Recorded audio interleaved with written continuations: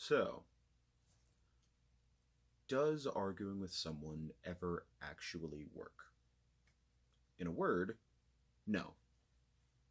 In several words, it depends a lot on what you mean by work.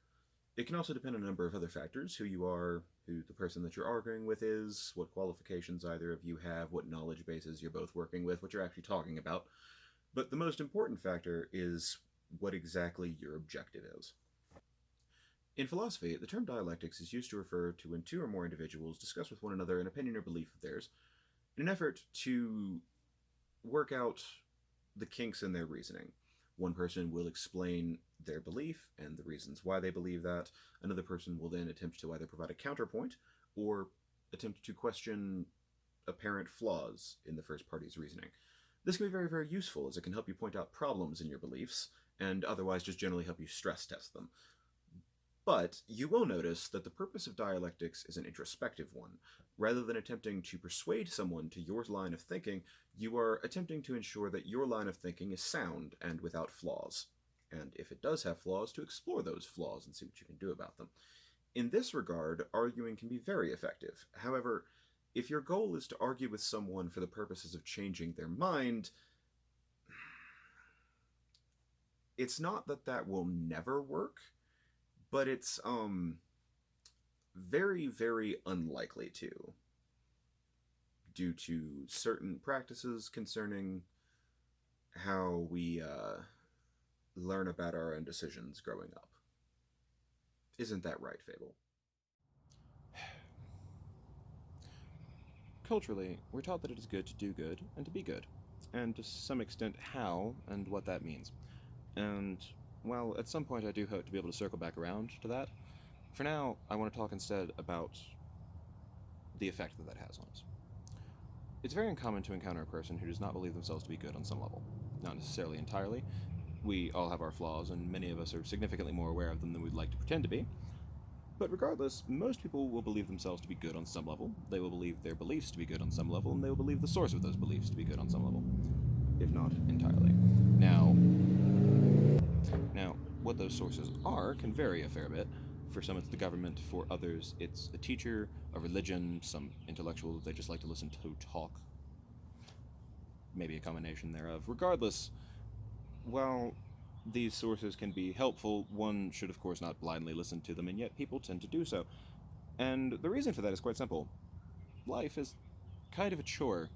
It's time consuming, difficult, requires a lot of attention, constant maintenance. It's just really tedious. And most people just don't have the time or the inclination to sit around investigating and pondering their every belief and preconception that they've held about the world.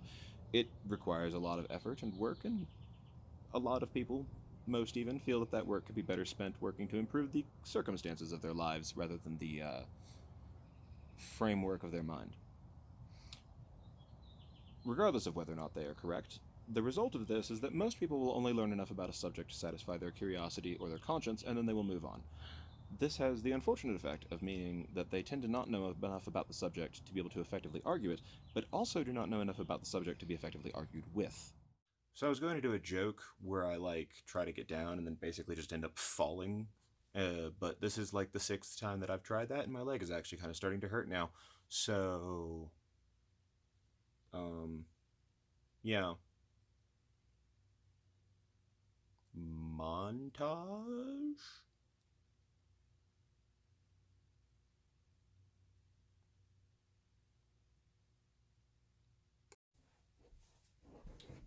Wee.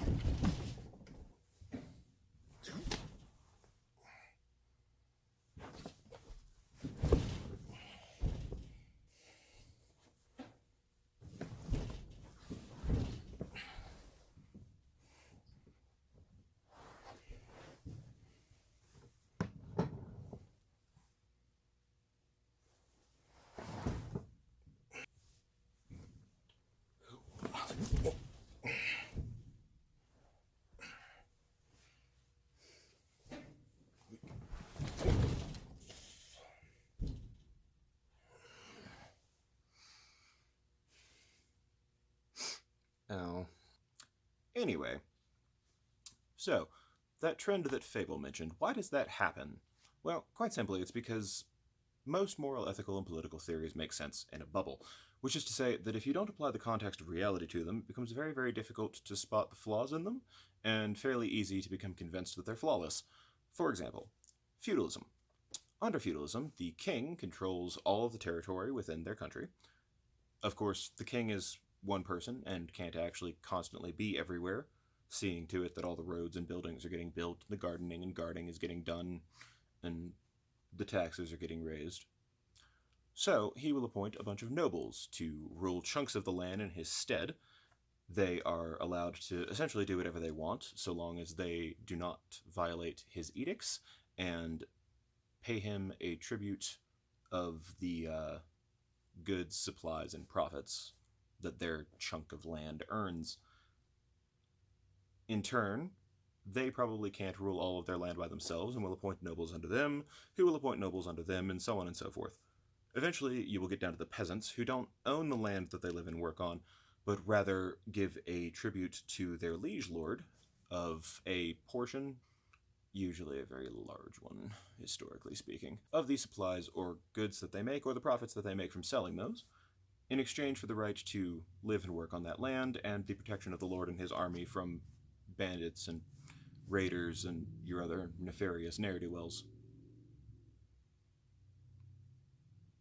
Did I seriously just say ne'er-do-wells? So the baseline version of this sounds more or less fine. As long as the nobility can keep the good of the populace in mind, then honestly, it could even work a lot better than some of the systems that we have now. If nothing else, you get rid of a lot of the red tape with bureaucracy, and the rulers are allowed to act a lot more decisively. But that's the catch, isn't it? If the nobles could keep the well-being of the peasantry in mind.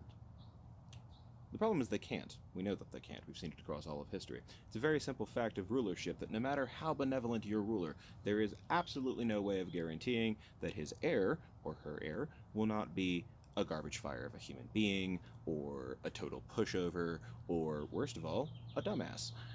And the thing is, if you don't, pause and ponder all this on your own, that gap may never occur to you.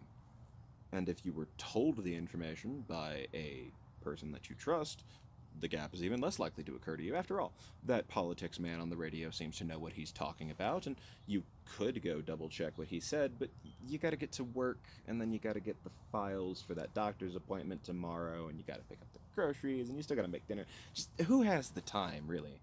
If you combine this tendency to trust in the goodness of oneself and one's sources with the Dunning-Kruger effect, the result is simple.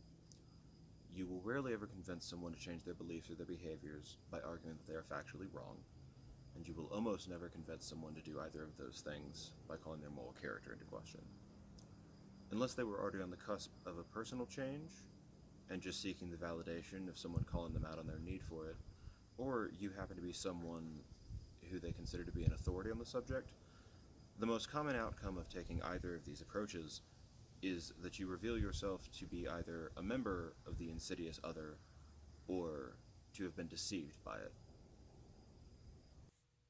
Now, I imagine a number of you are wondering, but if arguing with someone almost never works, then what are we supposed to do? And first of all, excellent question.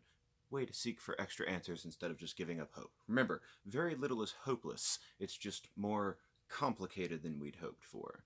But almost always a solution exists. And, as is usually the case there is one here. You recall our conversation previously on dialectics and how, despite ultimately being an argument or a debate in form, their function is far more introspective? That's your ticket.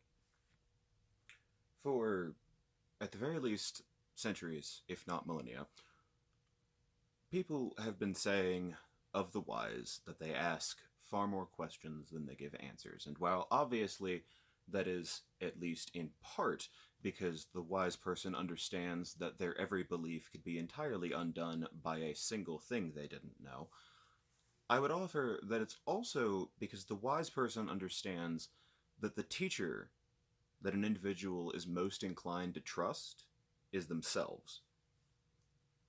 If you point out the holes in someone's reasoning and their beliefs, they're very likely to reject them. But if instead you ask questions, ask them to explain, and slowly lead them there, it becomes much harder for them to reject the hole because they're the one who spotted it.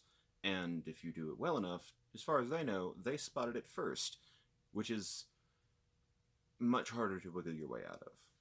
Now, of course, this won't work with everyone. Nothing will work with everyone. And to an extent, there are some people that may be a lost cause for you. I'm personally a firm believer that anyone can be reached if you can figure out how to frame things in a way that gels with them. But overall, this is why I tend to argue that arguing is ultimately a waste of time. Not because it can never work, but because the process to make it work is very complicated and requires a lot more attention than is really reasonable to ask from most people. And because honestly, there's probably just better things that you could be doing with your time to help out whatever problem it is that you're thinking of. So, just can't believe this place got taken over by secularists.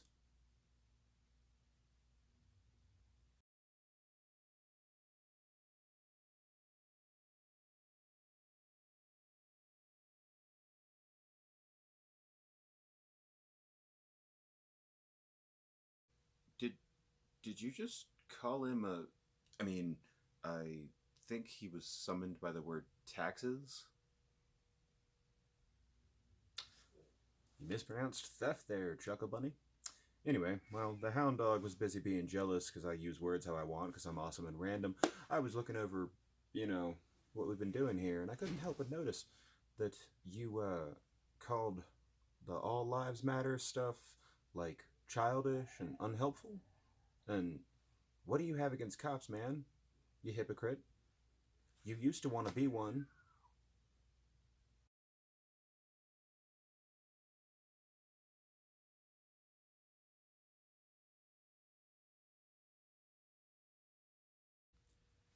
You did just call him a. Down, Wolfie. Good boy.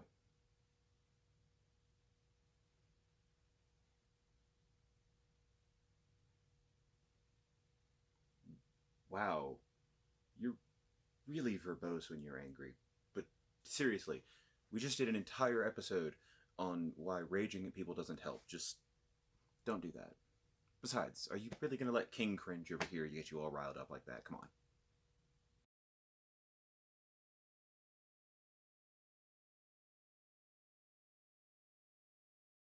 Hey, who are you calling King Cringe, Mr. Hasn't gotten a haircut in months?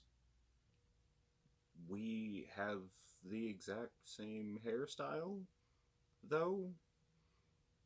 And you're the one who's disguising it with a. Look, we're getting off topic here. Better question. What is the job of, the cops, as you put it? What kind of question is that? To enforce the law, obviously. Uh huh. And what is the purpose of law?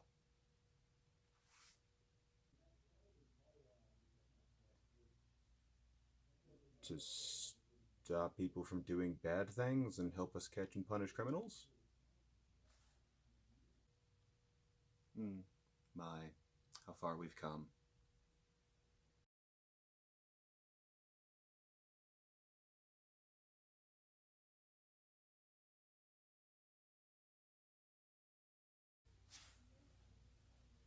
What? You'll see, dear boy. You'll see. I hope you've enjoyed yourself, and thank you for watching. Do join us next time when we help the edgelord over here correct some of his misconceptions about the law, and maybe help you with some of yours as well. Either way, do join us. I hope to see you there. Also, feel free to subscribe and like and bell me or whatever. You do you. And may your feet find garden paths. Because it's my thing, okay? Actually, it's really not, but, yeah, no, I'm aware. It seemed like a polite thing to say to people. You know,